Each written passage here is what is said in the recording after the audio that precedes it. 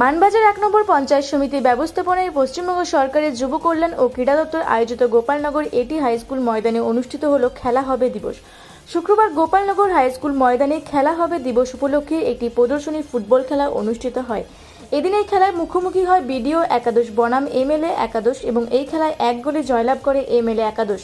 উপস্থিত ছিলেন রাজ্যের পশ্চিমাঞ্চল উন্নয়ন পর্ষদের মন্ত্রী সন্ধ্যারানী টুডু, মানবাজার ১ নম্বর ব্লক সমষ্টি উন্নয়ন আধিকারিক দেবাশিস ধর, মানবাজার ১ নম্বর পঞ্চায়েত সমিতির সভাপতি সবিতা মুদি সহ সভাপতি দিলীপ পাত্র, বিশিষ্ট সমাজসেবী গুরুপদ টুডু, জেলা বিদ্যালয় ক্রীড়া সংস্থার সাধারণ সম্পাদক শান্তিগোপাল মাহাতো, কিশোর মাহাতো, জেলা পরিষদের সদস্যরা সহ বিশিষ্ট জনেরা।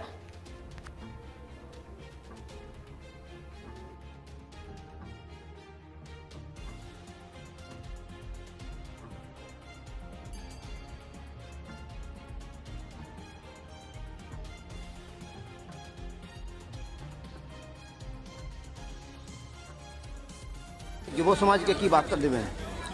আজকে খেলা হবে দিবস আমরা আজকে আমাদের মানবাজার ১ নম্বর ব্লকে আমরা পালন করলাম।